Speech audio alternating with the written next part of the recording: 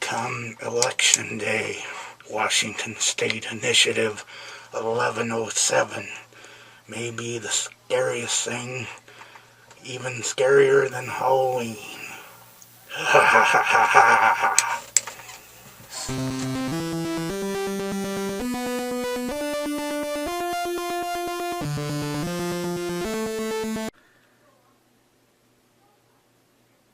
Now, on a serious note, I want to talk about Washington State Initiative Measure 1107.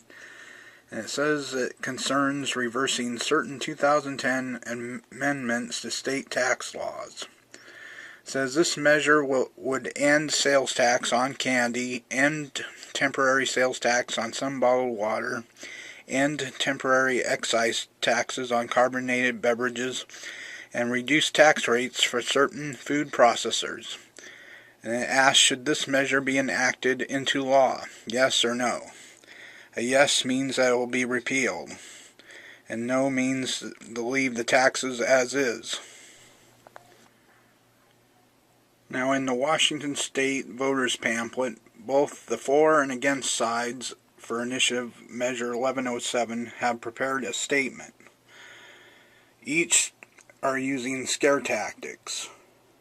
For the for side, it is that the taxes that are going towards candy and other food type items will be applied to other food type items if this tax continues.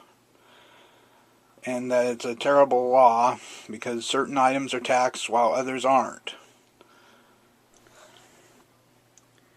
Now, the people against Initiative Measure 1107 are claiming that by passing this initiative that it would harm our schools and kids because it would take away education money. And they also claim that most of these people supporting this initiative are special interest groups, and that we need the money for the budget, which is, our budget is kind of in bad shape right now. And plus they claim that it's causing, that these food products that are being taxed cause childhood obesity. So those are the scare tactics that both sides are using.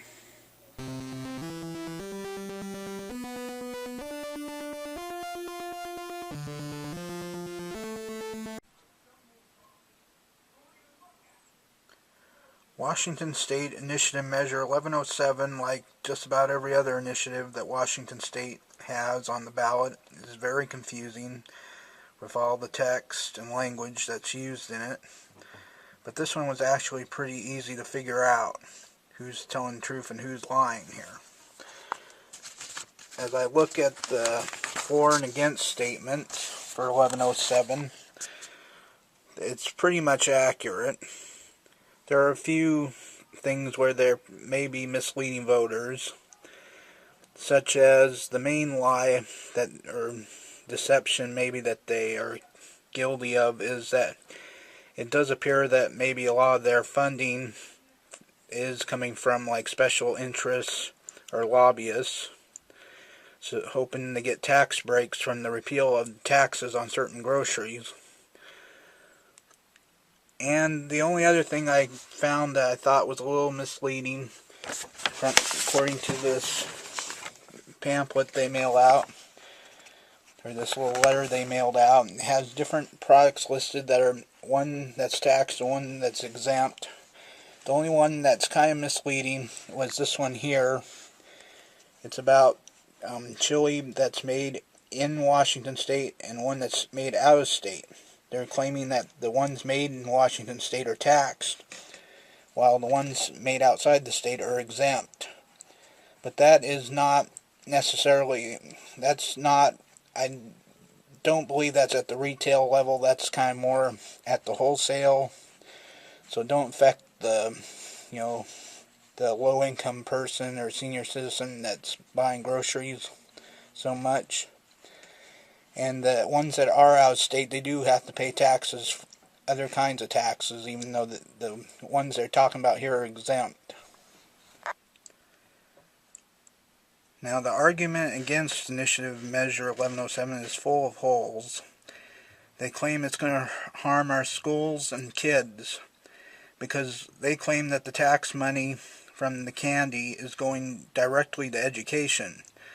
Well, that is not the case. It actually goes to the state's general fund, which they can use to spend it on whatever they want. But they try to convince you that it's going to the kids. Well, it isn't.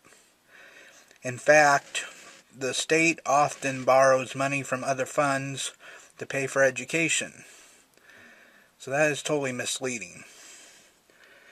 And then they claim that, that we need the money for taxes to help pay the budget.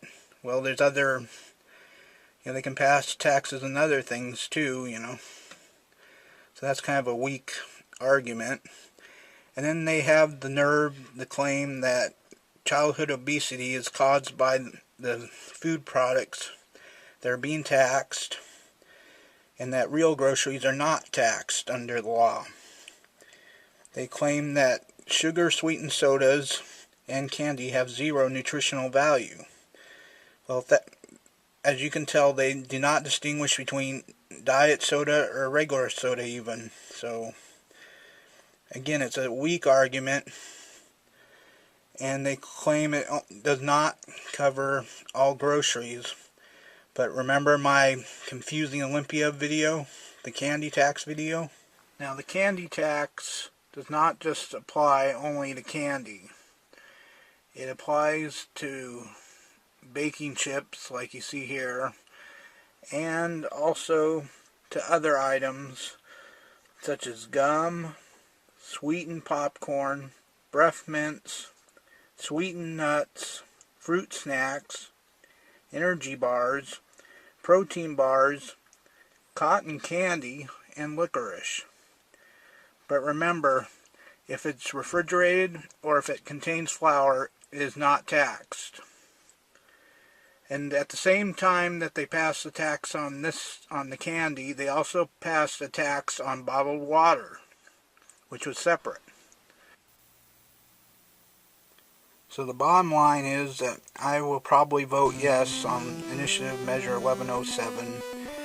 It may give tax breaks to corporations, but I think it's fair to repeal the candy tax, which shouldn't have been passed in the first place, at least without the public's approval. So it looks like 1107 is not so scary after all.